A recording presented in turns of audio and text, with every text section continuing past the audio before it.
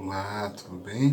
Paz, tenho uma palavra de Deus para compartilhar com você na reflexão de 13 de novembro, cuja leitura do dia em 1 Coríntios 12, 13 e Jeremias 1 a 3. Jeremias 1 a 3. Que o Senhor me ajude em Jeremias. Abra comigo, por favor, Jeremias, pega a sua Bíblia, acompanhe. Jeremias 3, 6 a 12. É importante você acompanhar na sua Bíblia. Você sabe que nas reflexões nós lemos a Bíblia. Pega a sua Bíblia, por favor. Importante para você acompanhar aquilo que a Bíblia fala. Diz-nos assim, em Jeremias 3, 6 a 12. Diz-nos assim a santa e poderosa palavra de Deus. Disse mais o Senhor nos dias do rei Josias: Viste o que fez a rebelde Israel? Ela foi a todo monte alto, debaixo de toda árvore verde, e ali andou prostituindo-se.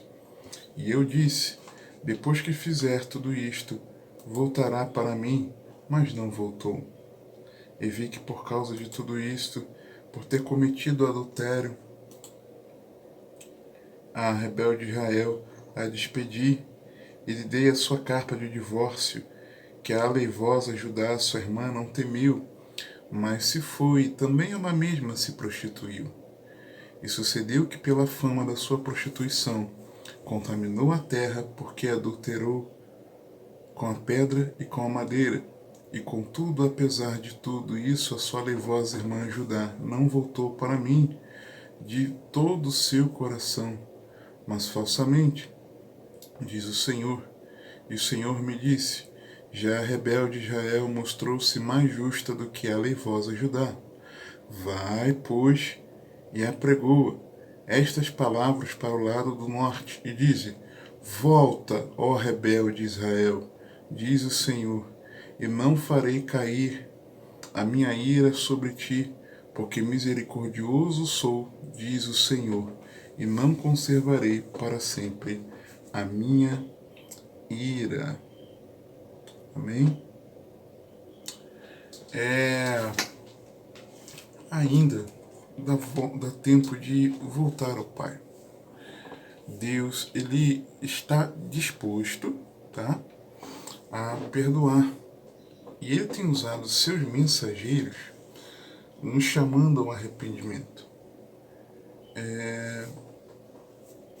Mas a questão é, nós temos ouvido a exortação de Deus, a repreensão de Deus, mas que se torna também uma exortação, porque é pelo estender das mãos. Temos dado ouvidos? Temos ouvido?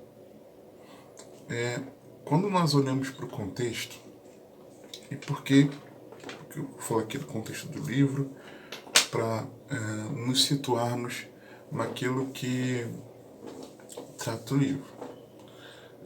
O tema central do livro de Jeremias, no último esforço para salvar a Jerusalém, é que a falta de arrependimento levaria à destruição, mas atender a esse chamado conduziria à restauração, ok? A falta de arrependimento levaria à destruição. Atender a esse chamado conduziria à restauração. O livro, ele traz inúmeros apelos de Jeremias para que Judá abandonasse a idolatria e a imoralidade, voltando-se para o Senhor, e assim escapando do cativeiro babilônico. Então, durante cerca de 40 anos, tá? Em torno de 40 anos, Jeremias profetizou para Judá, o reino do sul, a partir do reinado de Josias até depois da queda de Jerusalém. Então eu já vou falar de Josias, que talvez você se lembre, porque aqui em Reflexões eu falei, teve pelo menos uma reflexão, agora não me lembro qual, mas falando sobre Josias, né? Se não me engano é por um retorno à Bíblia, talvez tenha sido nessa reflexão que eu falei um bocado sobre Josias. Então foi de Josias até depois da queda de Jerusalém, passando também pelos reis Jeocás, Joaquim ou Eliaquim, Joaquim ou Jeconias e Zedequias. Zedequias foi aquele que teve o último alerta, tá? Antes do cativeiro. Mas aí é interessante, tá? Notar, seguindo aqui na meditação, estou gravando esse vídeo alguns dias depois e no dia que eu gravo, nós já estaríamos em Jeremias 12:15. Ontem eu li até o capítulo 11, tá? Então hoje, gravo no dia 16, veremos 12 a 15. E aí já passamos por capítulos 1, de 1 a 11. Muita coisa aqui já aconteceu. Mas você vai começar a notar, né, meditando a gente nota, que Jeremias nos deixou muitas evidências de suas angústias, de suas preocupações, frustrações e pensamentos. E esse livro, ele traz um panorama histórico do que aconteceu de fato, acontecia ali, profético, certamente, e aí um profético também messiânico, mas aqui Jeremias ele torna a sua vida pessoal mais conhecida do que qualquer outro profeta no Antigo Testamento. Interessante isso, porque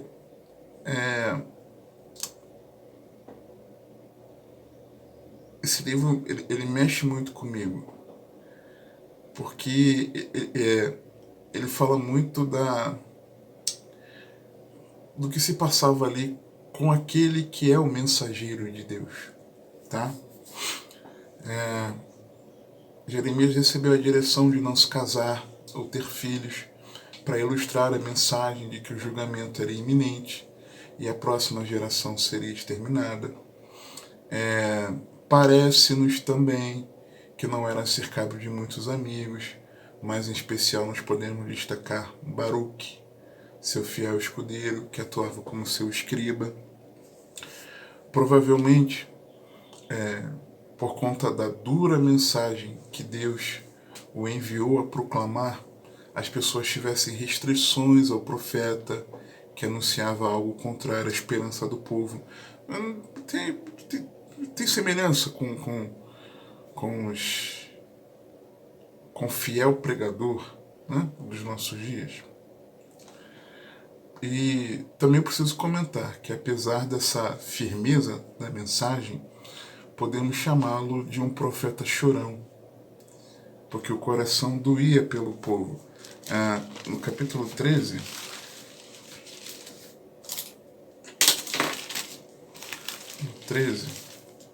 versos 16 e 17, diz assim: Dai glória ao Senhor vosso Deus, antes que venha a escuridão e antes que tropecem vossos pés nos montes tenebrosos, antes que, esperando vós luz, ele a mude em sombra de morte e reduza a escuridão. E se isto não ouvirdes, a minha alma chorará em lugares ocultos por causa da vossa soberba, e amargamente chorarão os meus olhos.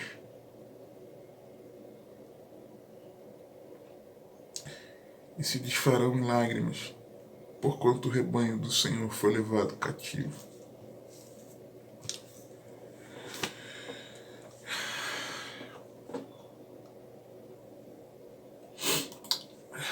Por quê que o coração dele se doía? Porque Jeremias sabia que a salvação era por meio da fé em Deus e de um relacionamento com o Senhor segundo o padrão que ele estabeleceu. E o capítulo 9, versos 23 em diante, nos pincela isso. Assim diz o Senhor: não se glorie o sábio na sua sabedoria, nem se glorie o forte na sua força, não se glorie o rico nas suas riquezas, mas o que se gloriar, glorie-se nisto, em me entender e me conhecer que eu sou o Senhor que faço beneficência, juízo e justiça na terra, porque destas coisas me agrado, diz o Senhor. Eis que vem dias, diz o Senhor, em que castigarei a todo o circuncidado com o circunciso, ao Egito e a Judá, e a Edom, e aos filhos de Amon, e a Moabe, e a todos os que cortam os cantos do seu cabelo, que habitam no deserto, porque todas as nações são incircuncisas, a humanidade. E toda a casa de Israel é incircuncisa de coração, o povo de Deus. Então, a forma do relacionamento, a glória que deveria ser nossa, é entender e conhecer ao Senhor. Paulo faz uma menção a isso em 1 Coríntios, no capítulo 1, quando ele fala ali do caráter da pregação do Evangelho, e ele relembra isso aqui, né? Que nós devemos gloriar no Senhor. E gloriarmos no Senhor é o conhecendo, no relacionamento, entendendo pela fé e o conhecendo, nos relacionando. Ele sabia disso, tá? Mas o povo não queria. Essa que é a questão. Capítulo 7, versos 27 e 28. 23 também, né? Vou ler do 23 ao 28. Mas isto lhes ordenei, dizendo: dai ouvidos à minha voz, e eu serei o vosso Deus, e vós sereis o meu povo, e andai todo o caminho que eu vos mandar, para que vos vá bem. Mas não ouviram, nem inclinaram seus ouvidos, mas andaram nos seus próprios conselhos, no propósito do seu coração malvado, e andaram para trás e não para diante. Desde o dia em que vossos pais saíram da terra do Egito até hoje, enviei-vos todos os meus servos, os profetas, todos os dias, madrugando e enviando-os. Mas não me deram ouvidos, nem inclinaram seus ouvidos, mas endureceram a sua cerviz e fizeram pior do que seus pais. Ou seja, a cada nova geração se torna pior do que a anterior. Você consegue compreender que esse princípio de que a nossa geração é a pior geração da igreja de todos os tempos? Você consegue entender por que a igreja de Laodiceia é a que recebe tão duras repreensões do Senhor? E ele faz isso por amor, ele diz. É o mesmo padrão. Isso aqui, em Jeremias, é figura para nós. 27. Dir-lhe-ás, pois, todas estas palavras, mas não te darão ouvidos. Chamá-los-ás, mas não te responderão. E dirás: esta é a nação que não deu ouvidos à voz do Senhor, seu Deus, e não aceitou a correção. Já pereceu a verdade, foi cortada da sua boca.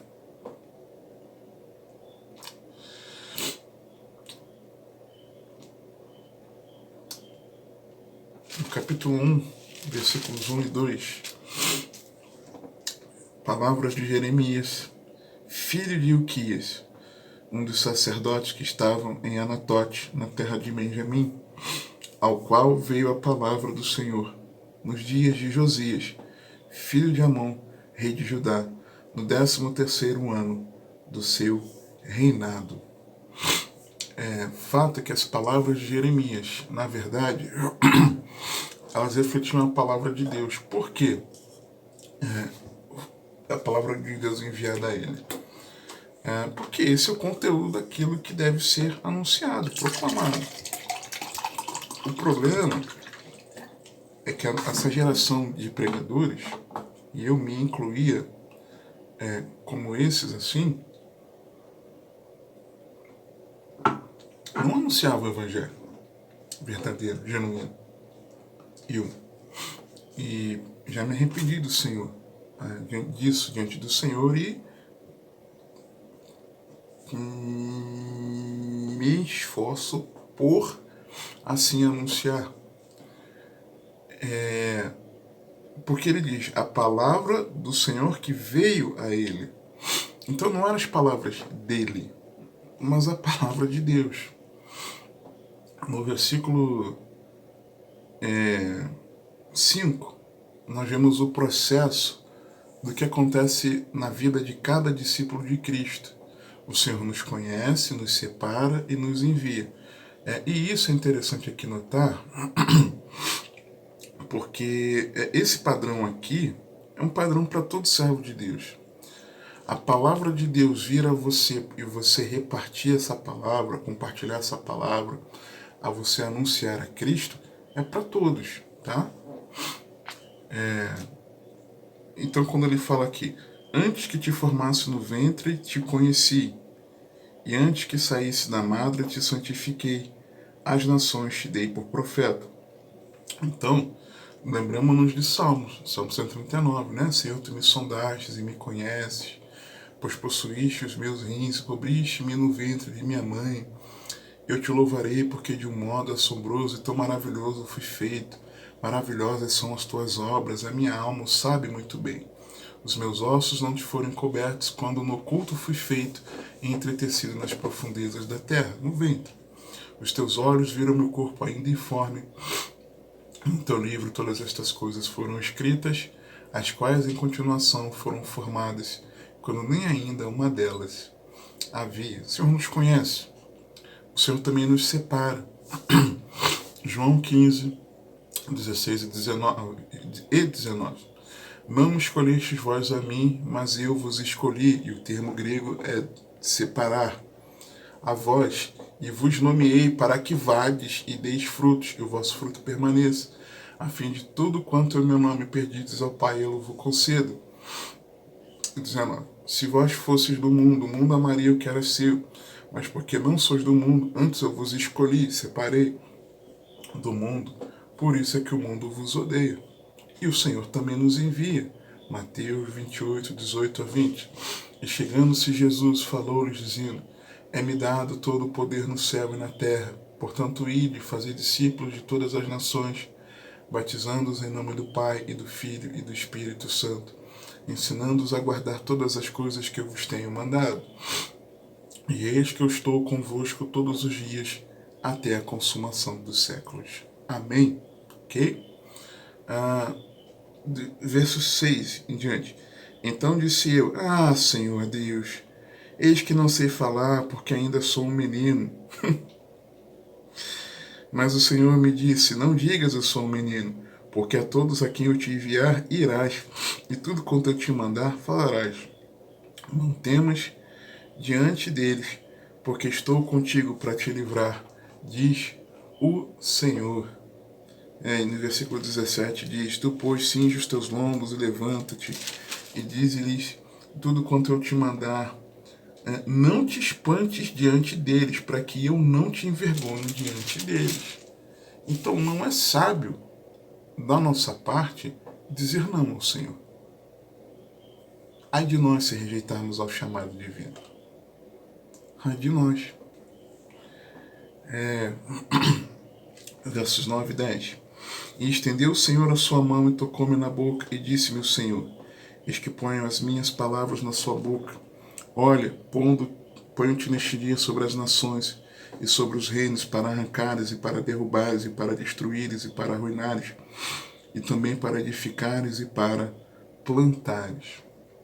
De fato, quando Deus põe a sua palavra em nossa boca, gerada por Ele em nosso coração, a mensagem pode ser para testemunho, correção, ensino, edificação, consolo, encorajamento, fortalecimento, aquilo para qual o Senhor a enviou. Tá? Versos 11 e 12. Ainda veio a minha palavra do Senhor dizendo, que é que vê Jeremias? E eu disse, vejo uma vara de amendoeira. E disse-me o Senhor, viste bem, porque eu velo sobre a minha palavra para cumpri-la. Então, nós podemos descansar na certeza de que Deus age para cumprir a sua palavra. Mas aqui eu preciso destacar algo que é linguisticamente belo nesses versículos, que Deus fez aqui um jogo de palavras. Por quê? Porque em hebraico, velar é o termo grego shakad, com a kad, e amêndoa é o termo shaked, trocando apenas uma letra. Então, quando ele diz, vejo uma vara de amendoeira, shaked, vixe bem porque eu velo, shakad, Deus está fazendo um jogo de palavras. Agora presta atenção, por que isso aqui? A amendoeira, Deus fez isso só trocando uma letra, shakad por shaked, ou shaked, shakad.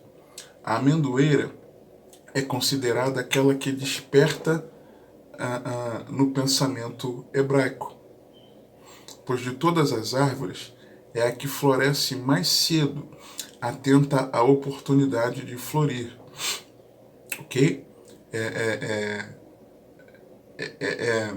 É como se fosse assim, a árvore de maior prontidão, mais desperta, mais atenta, ok? Já o verbo velar, shakad, significa vigiar, apressar, antecipar, estar desperto, alerta, vigilante, estar de sentinela, cuidar atentamente. Ou seja, Jeremias viu bem aquilo, nessa primeira visão dele, aquilo que culturalmente os deixava atentos. Assim como Deus também estaria atento para cumprir a sua palavra. Ok? O verso 17. Tu, pois, cinge os teus lombos e levanta-te e dize-lhes tudo quanto te mandar. Não te espante diante deles. Eu vejo aqui alguns pontos necessários para sermos esses dispenseiros da palavra. O preparo, quando ele fala cinge-te os teus lombos. Cingir os lombos é você se preparar, se arrumar. Então, preparo, dedicação, empenho, busca, né? Levanta-te, disposição. Tem que estar disposto. Não pode perder tempo. Eu só pela misericórdia de Deus eu consegui escrever ano passado algo sobre pelo menos um versículo de cada capítulo de toda a Bíblia, e neste ano, preparando essas reflexões aqui de cada dia da leitura, ainda que nós estejamos com um atraso, né, de alguns dias nesse momento em que eu gravo, só consigo fazer isso porque eu elimino muita coisa do meu dia a dia, de perda de tempo, de distração. Para quê? Para eu ser disposto a fazer isso aqui que Deus me mandou. A minha tarefa, uma das minhas tarefas principais no reino de Deus, nesse momento, é isso aqui. E ai de mim se eu não fizer.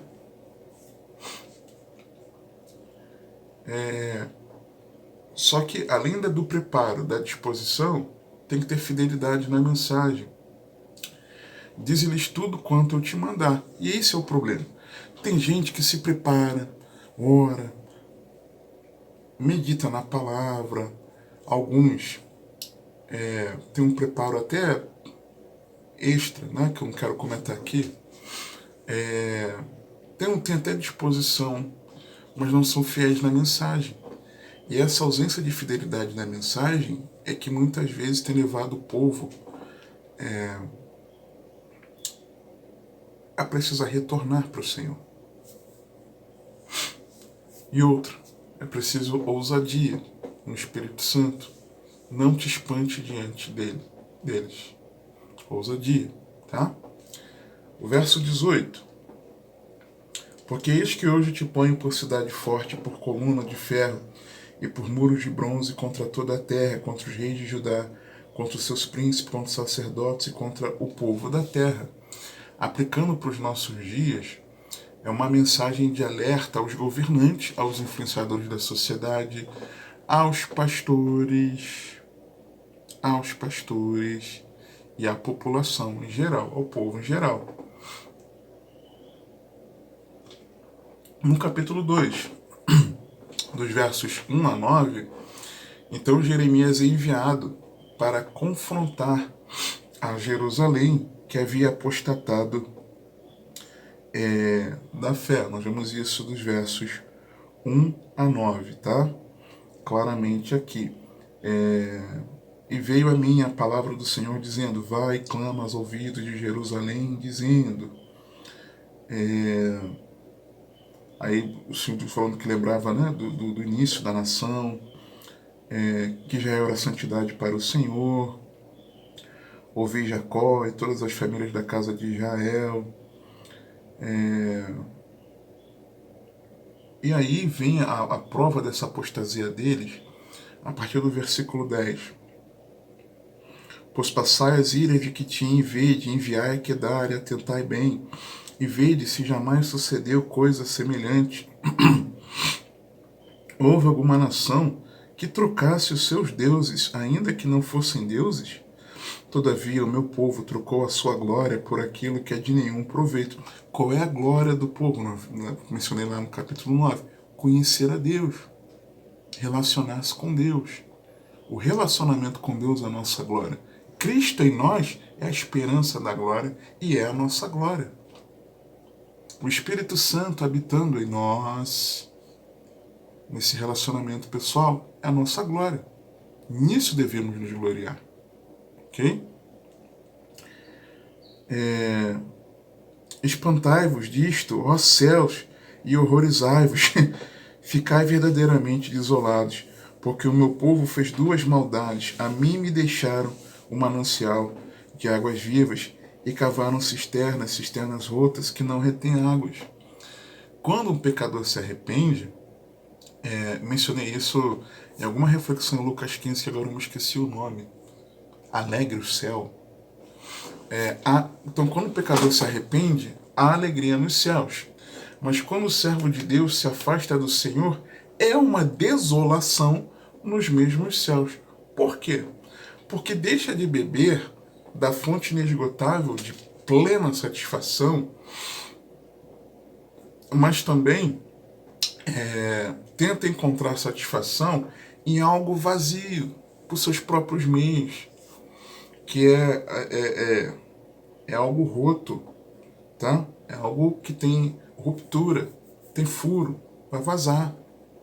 Aquela água da cisterna, além de ser uma água ali parada, ela vaza. Ela acaba, precisa ser reposta. E assim tem sido a igreja. A igreja não se satisfaz em Cristo. A igreja não se satisfaz em Cristo. Além de deixar Cristo não se satisfazendo nele, busca satisfação naquilo que precisa sempre ser reposto, sempre está indo ali, e mais do que isso, numa água que é insuficiente para saciar, porque está com rotura, está com abertura na caixa d'água, está com furo, a caixa d'água está furada, a água vaza. Não tem, ele pensa que está ali satisfazendo e aquela satisfação vai embora, porque a água vaza. Assim está a igreja. Você está entendendo? Com um agravante de que tudo isso voluntariamente e não por força. Ninguém está obrigando a igreja a abandonar Cristo. E claro, mesmo se tivesse alguém querendo impor isso, não deveria abandonar, óbvio. Mas considerando o panorama mundial, neste momento, está sendo algo assim, eu não quero, uma rejeição escancarada. E não apenas está ciente, como também contemplará o desprazer das consequências de deixar ao Senhor e não temê-lo. Essa é a realidade.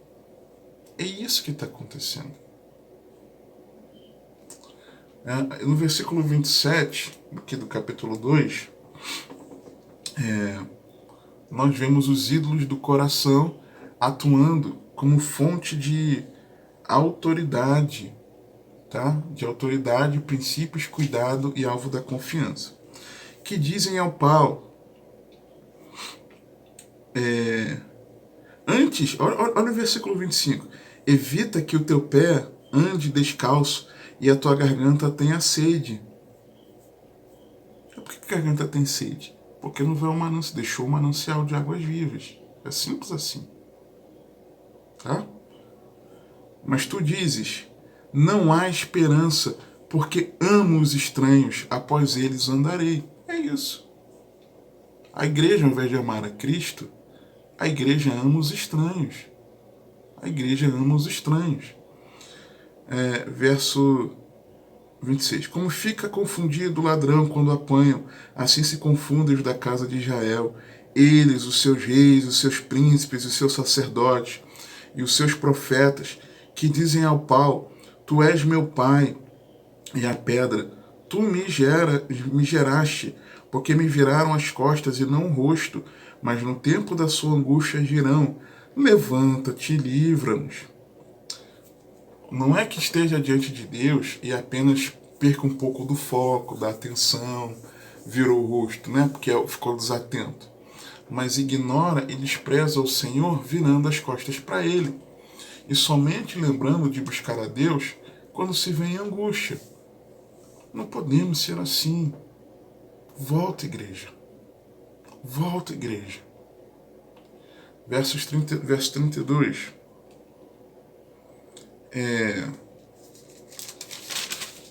Aí fala antes, né, de que não aceitaram a correção. Porventura esqueceu-se a virgem de seus enfeites, ou a noiva dos seus adornos? Todavia, o meu povo se esqueceu de mim por inúmeros dias. É o 35. E ainda dizes, eu estou inocente. Certamente a sua ira se desviou de mim. E entrarei em juízo contigo, porquanto dizes, não pequei. Você está entendendo a gravidade? Não aceita a correção. Deliberadamente abandonou o manancial. Não ama Cristo, ama os estranhos. E se esqueceu por... Não é que agora se esqueceu do Senhor, não. Por inúmeros dias. Há muito tempo. E que em muitos lugares Jesus não é o centro.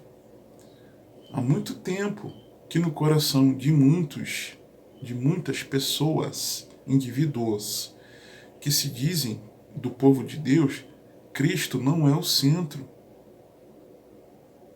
O abandonaram. Sabe? E aqui, 35, ainda tem a cara de pau de dizer, estou inocente, a ira de Deus se desviou de mim, pequei não. Não é pecado. O que eu fiz não é pecado, não.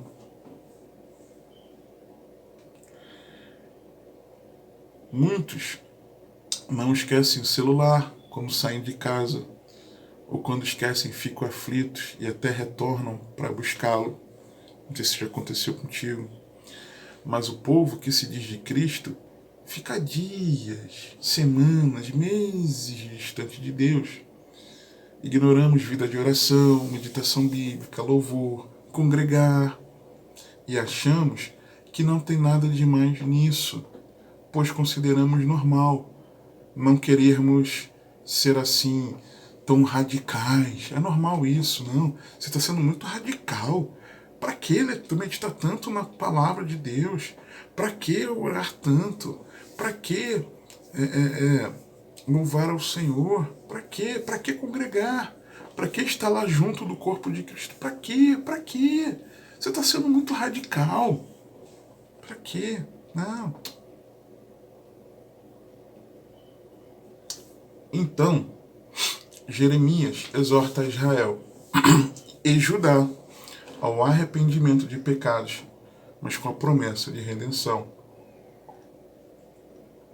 O versículo 6, leitura inicial do capítulo 3, parte A, como eu disse mais, o Senhor nos dias do rei Josias. E é o que eu falei lá no versos iniciais do capítulo 1, né? Ele começou no reinado de Josias. O rei Josias, com grandes reavivamentos, numa última grande reforma religiosa de Judá, ali registra 2 Reis 22 e 23, por exemplo, tá? Também outro livro está esse registro lá. Agora eu não me lembro com base em qual que eu trouxe a reflexão pelo retorno à Bíblia. Eu não me lembro agora exatamente. Mas eu falava disso, de que a igreja abandonou a palavra de Deus, tá? E tem um dado momento, deixa eu ver se eu acho aqui, que eles procuram exatamente a Jeremias. Deixa eu ver se eu acho aqui. Segundo o livro de Reis, capítulo 23.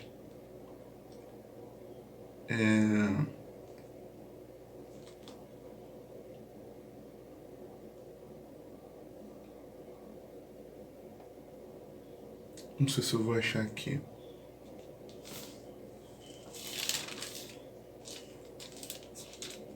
No momento, não vou. Agora rapidamente aqui assim eu não vou encontrar.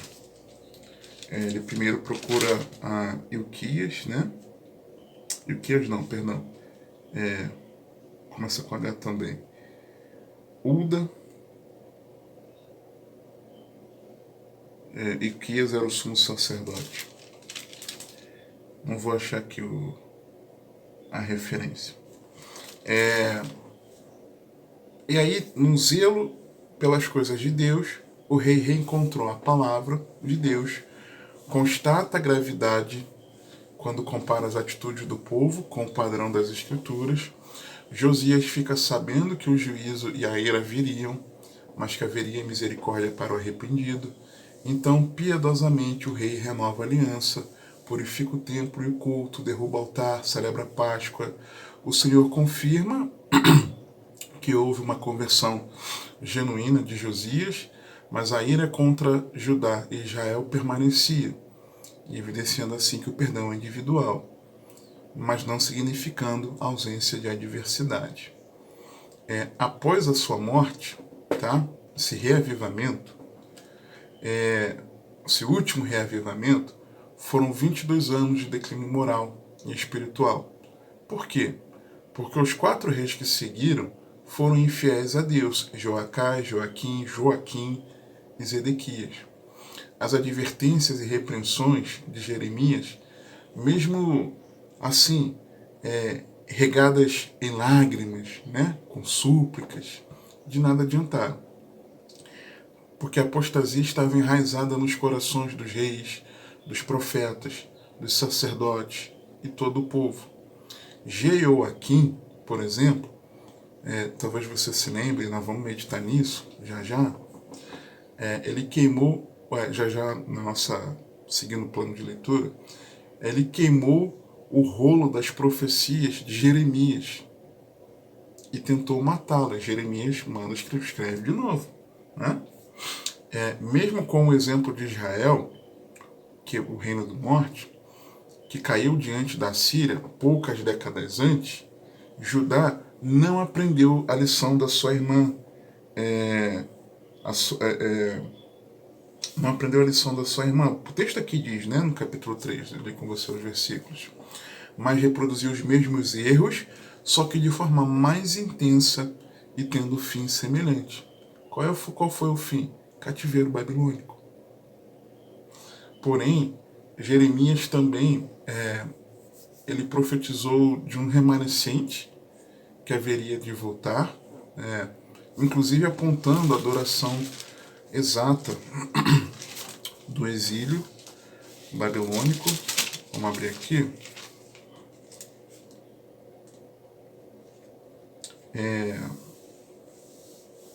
25, 11 e 12.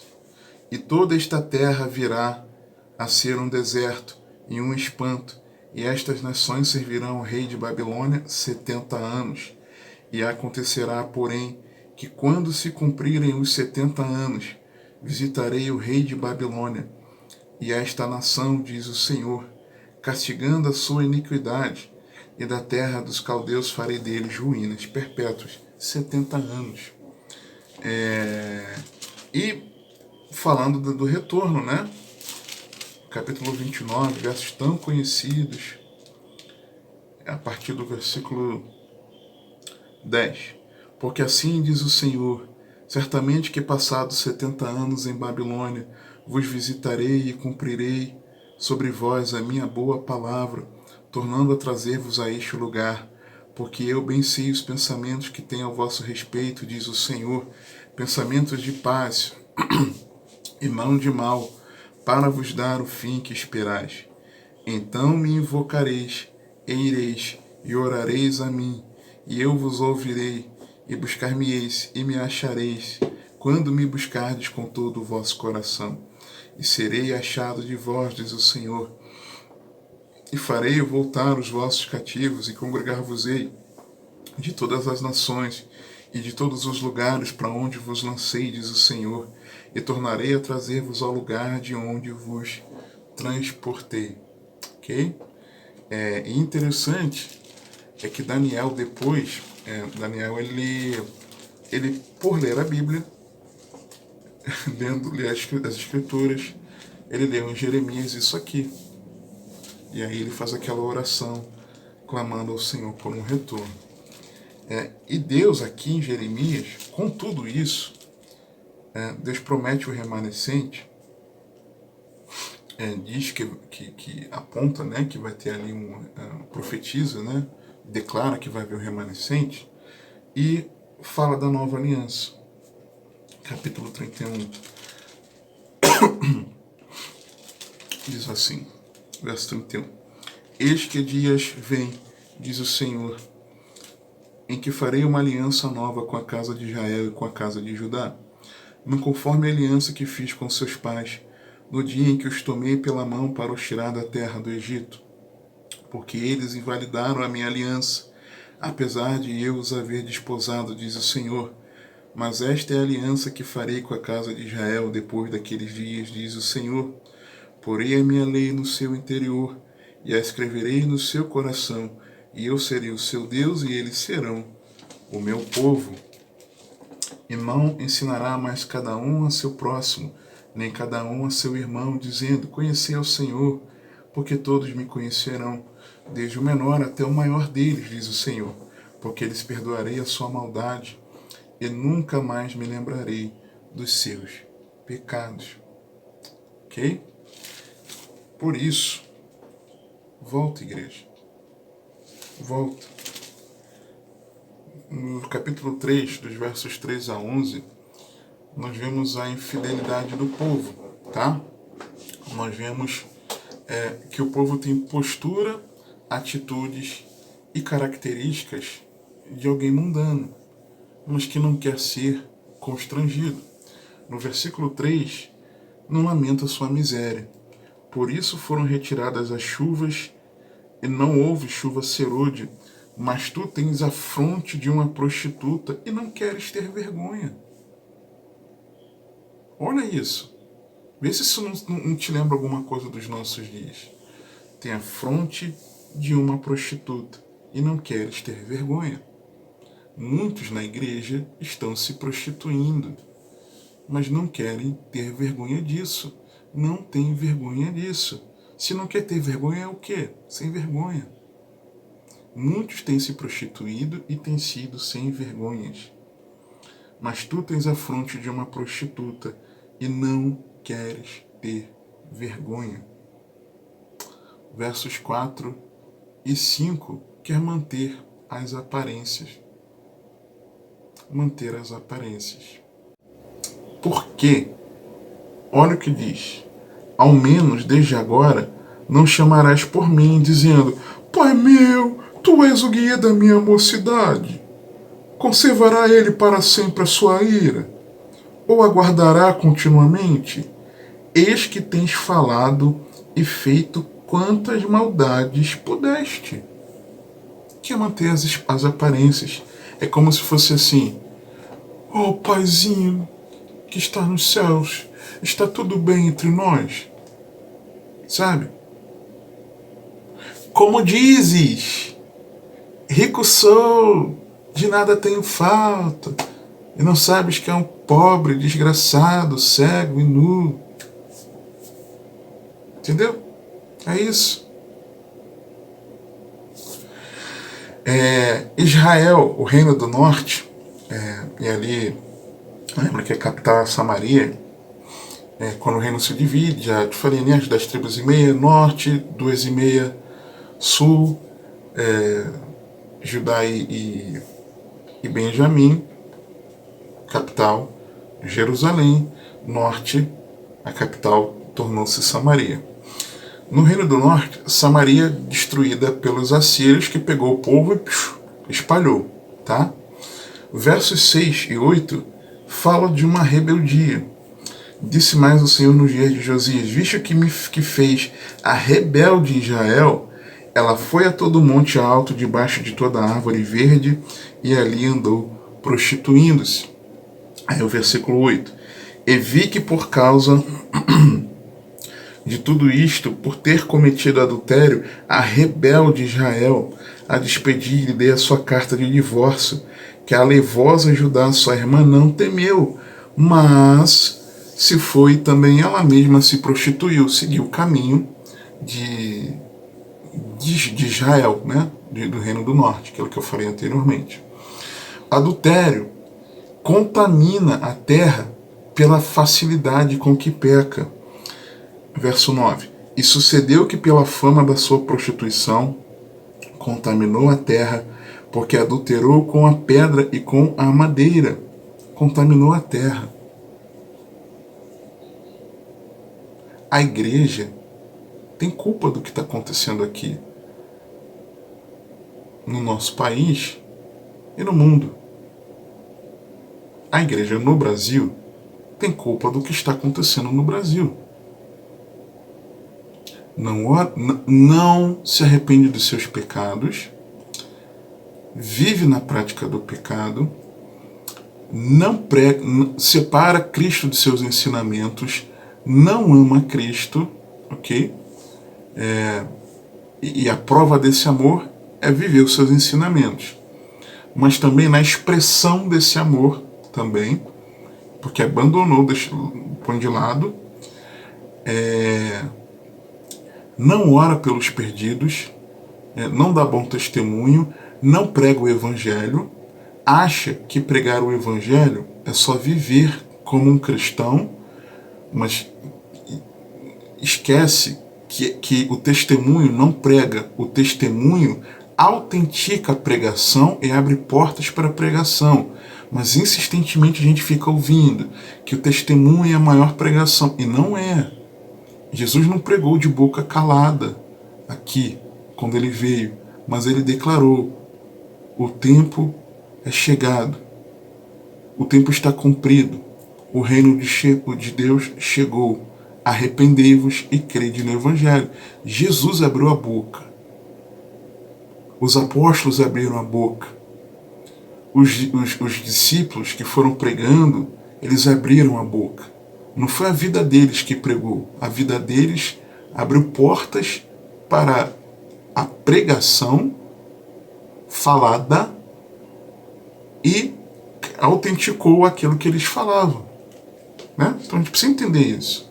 Então a igreja hoje em dia é assim, não quer abrir a boca para falar também. Então, os nossos pecados contaminam a terra, a culpa é nossa. A culpa é nossa, tá?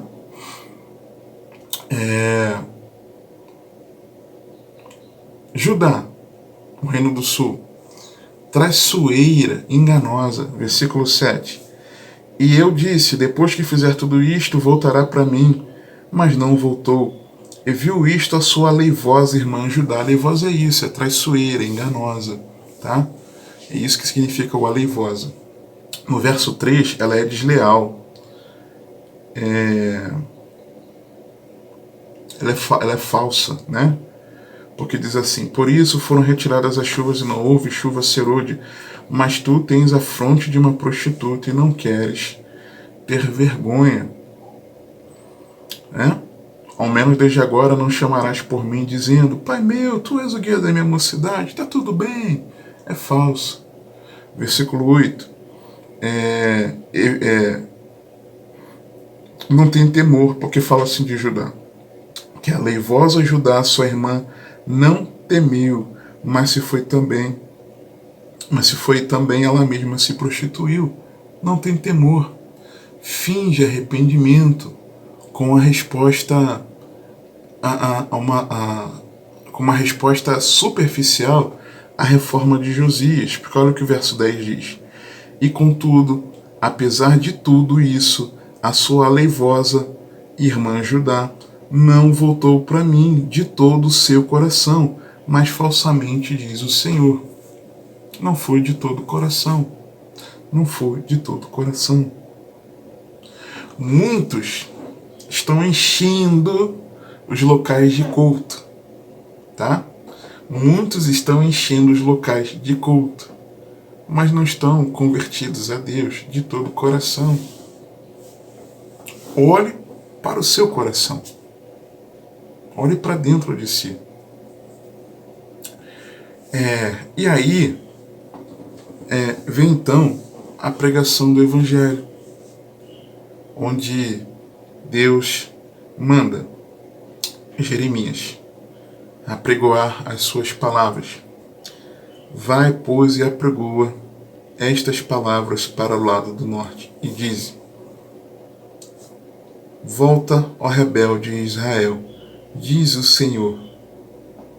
Volta, igreja. Volta, igreja. Volta, igreja.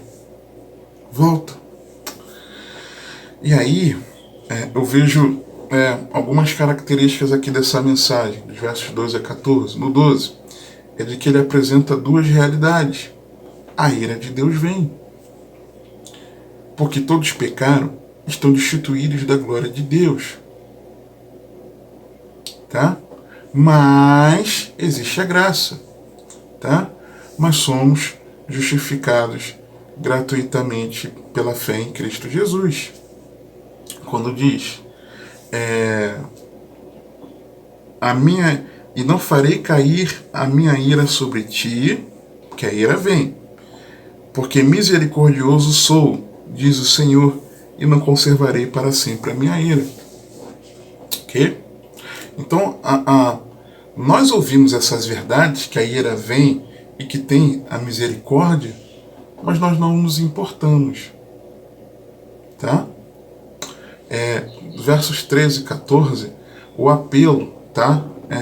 Que é um apelo ao arrependimento e à conversão. É um chamado ao arrependimento e à conversão.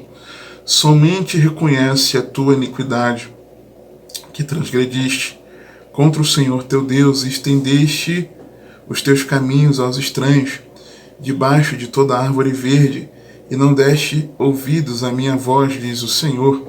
Convertei-vos, ó filhos rebeldes, diz o Senhor, pois eu vos desposei e vos tomarei a um de uma cidade e a dois de uma família, e vos levarei a Sião.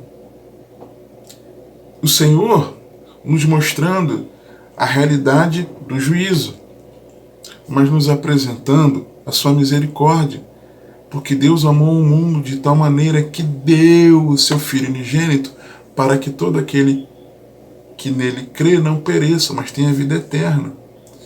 Mas o Senhor nos chama ao arrependimento. Se de igual modo não nos arrependermos, se todos nós não nos arrependermos, de igual modo também pereceremos. É preciso arrependimento. Arrependimento. E um outro aspecto é que nessa mensagem que Deus está constantemente nos chamando de volta, me colocando, igreja, de volta. Versículo 15, eu vejo aqui o cuidado né? A promessa de cuidado. E dar-vos-ei pastores segundo o meu coração, os quais vos apacentarão com conhecimento e com inteligência. Cuidado. Relacionamento e acesso, verso 16. E sucederá que quando vos multiplicardes e frutificardes na terra, naqueles dias, diz o Senhor, nunca mais se dirá, a arca da aliança do Senhor, nem lhes virá o coração, nem dela se lembrarão, nem a visitarão, nem se fará outra. Por quê? Porque nós teremos acesso. Em Jesus nós temos acesso. Em Jesus nós temos acesso. Temos ali também a presença, a morada do Senhor. Verso 17, parte A. Naquele tempo chamarão a Jerusalém o trono do Senhor, e todas as nações se ajuntarão a ela em nome do Senhor, em Jerusalém, presença dele. Parte B. Transformação. E nunca mais andarão segundo o propósito do seu coração maligno. E essa é a realidade. Então nós temos a promessa de um cuidado, de um relacionamento em acesso, da presença, na morada e da transformação. Ok? Nós vemos essa realidade escrita aqui para nós. E como? Como então? Como retornar? Né? Versículo 21 em diante nos mostra que é correspondendo ao Evangelho. Como é que a igreja volta ao Senhor? Correspondendo ao Evangelho. É simples assim. Correspondendo em fé genuína ao Evangelho bíblico. Nos lugares altos se ouviu uma voz, pranto e súplicas dos filhos de Israel, porquanto perverteram seu caminho e se esqueceram do Senhor seu Deus. Voltai, ó filhos rebeldes, eu curarei as vossas rebeliões. Eis-nos aqui, vimos a ti, porque tu és o Senhor nosso Deus. Nós precisamos crer, saber que o Senhor é nosso Deus. Precisamos saber, crer, acreditarmos que Deus deu o seu Filho Jesus, que Jesus abriu mão da sua glória. Não teve por usurpação ser igual a Deus, a estar ali apenas plenamente Deus, mas assumiu forma humana, humilhou-se em forma humana para nos salvar. Precisamos crer, saber isso, que Ele é Deus. Versículo 23. Certamente em vão se confia nos outeiros e na multidão das montanhas. Deveras no Senhor nosso Deus está a salvação de Israel. Nós precisamos confiar. Eu preciso crer em Jesus, que Ele é o Filho de Deus, mas confiar que Ele é o meu Salvador, suficiente Salvador. E isso em arrependimento de pecados, retornando a Ele e não a outros. Olha o que diz o versículo 24, presta atenção. Porque a confusão devorou o trabalho de nossos pais desde a nossa mocidade. As suas ovelhas e o seu gado, os seus filhos e as suas filhas. Detemo-nos em nossa vergonha e cubra-nos a nossa confusão, porque pecamos contra o Senhor nosso Deus, nós e nossos pais, desde a nossa mocidade até o dia de hoje, e não demos ouvidos à voz do Senhor nosso Deus. Ou seja, eu confio que Ele é o Salvador. Ele é o Salvador do quê? Do que Jesus é o nosso Salvador? Jesus é o Salvador dos nossos pecados. Ele morreu, deu a sua vida no nosso lugar, numa troca, fazendo a expiação no nosso lugar, satisfazendo plenamente a justiça de Deus, rasgando a célula de dívida que era contra nós, nos descondenando da morte eterna, porque nós não fomos inocentados meramente. É porque a culpa foi punida em Jesus. Ele morreu por causa dos nossos pecados. Os nossos pecados estavam lançados sobre ele. E por causa do seu sacrifício, das suas pisaduras, nós somos sarados. Nós somos livres da culpa do pecado. Então, se ele é meu salvador, ele me salvou dos meus pecados, o que eu faço com os meus pecados? Eu vou continuar na prática do pecado? Não posso. Eu preciso me arrepender. Então eu confio mostrando isso em arrependimento de pecados. Capítulo 4, entrando no 4, versos 1 e 2, e isso é num retorno a ele. Olha que interessante. Se voltares, ó Israel, diz o Senhor, volta para mim. Qual é o problema? Vou continuar, né? E se tirares as tuas abominações de diante de mim, não andarás mais vagueando. Ou seja, você vai ter direção, vai ser guiado por mim. E jurarás, vive o Senhor na verdade, no juízo e na justiça, e nele se bendirão as nações, e nele se gloriarão. A questão é que muitos não estão indo a Cristo. Muitos estão confiando no ministério onde congregam, na denominação, no pastor que possuem, no exercício ministerial que tem na obra de Deus, no seu trabalho na obra de Deus, nos seus dons espirituais que Deus deu, né? Nos seus talentos, nas suas habilidades. Muitos confiam na sua prática devocional. Muitos confiam nos seus familiares que são espirituais. Muitos confiam em tanta coisa, mas não estão retornando a Cristo de verdade. E essa é a realidade. Essa é a realidade.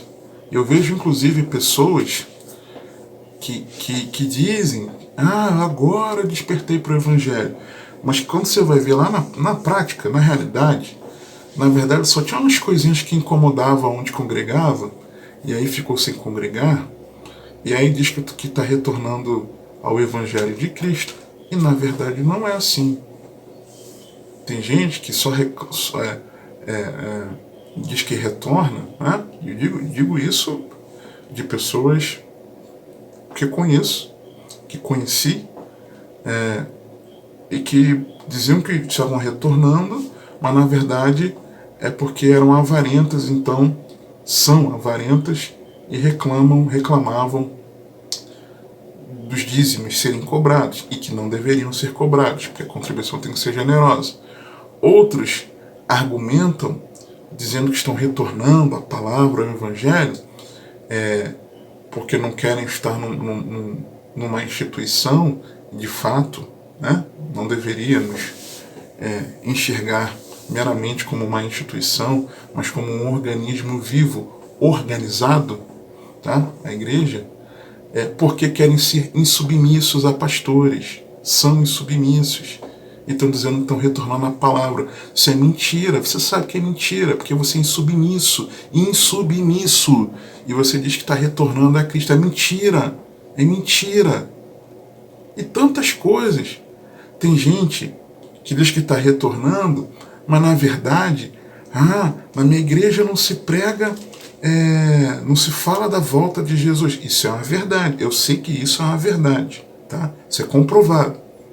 Mas na verdade, você só quer ficar se perdendo em estudos escatológicos, e é mentira que você está retornando a Cristo. É mentira, está se enganando. Você está querendo perder tempo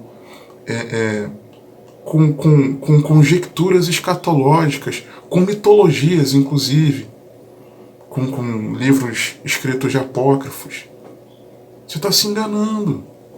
E por aí vai, tanta coisa. Não é um retorno sincero a Jesus Cristo. É um retorno ao orgulho do seu coração. É um retorno à sua vaidade, à sua jactância, à tua soberba. Essa que é a verdade. Então é confiando em arrependimento de pecados, retornando a Cristo. E terceiro, comprometendo-se. Capítulo 4 ainda, versos 3 e 4. Porque assim diz o Senhor aos homens de Judá e a Jerusalém: preparai para vós o campo de lavoura e não semeeis entre espinhos. Nós podemos ver aqui um compromisso com a palavra, compromisso com os ensinos de Cristo. Por quê? Primeiro como diz, preparai para vós o campo de lavoura. Esse lavrar o campo eu vejo como preparar o coração. Mateus 13, 23. Mas o que foi semeado em boa terra é o que ouve e compreende a palavra e dá fruto, e um produz 100, outro 60 e outro 30. Isso aqui é muito importante, porque cada um tem o seu tempo, né? Tem o seu... Não é seu tempo. Tem o seu tempo também, mas tem a sua capacidade produtiva, né? E às vezes nós queremos que um irmão seja igual ao outro, não é assim que é. Então, preparando o coração, semeado em boa terra, que ouve e compreende a palavra. Em outro evangelho, esse texto, a parábola, nesse verso é dito como num bom e reto coração. Né? Então isso é preparar o coração, é lavrar o campo, é preparar o campo da lavoura. Mas também não semeando entre espinhos. Por quê? E aí eu vou dizer que é manter o foco. Mateus 13, 7 e 22. E outra caiu entre espinhos, e os espinhos cresceram e sufocaram-na. E o que foi semeado entre espinhos é o que ouve a palavra, mas os cuidados deste mundo e a sedução das riquezas sufocam a palavra e fica infrutífera. Então, se você não te mantiver o foco em Cristo, com a dispersão, a cultura de dispersão que há nesse mundo, você sempre vai ficar buscando uma outra coisa, algo que te satisfaça. Então, você precisa manter foco no Senhor. E quando no versículo 4 ele diz: circuncidai-vos ao Senhor e tirai os prepulsos do vosso coração, ó homens de Judá e habitantes de Jerusalém, para que o meu furor não venha a sair como um fogo e arda de modo que não haja quem o apague, por causa da malícia das vossas obras, eu vejo que é desejando a transformação interior, circuncidar o coração. Romanos 2, 29. Mas lembra aqui no capítulo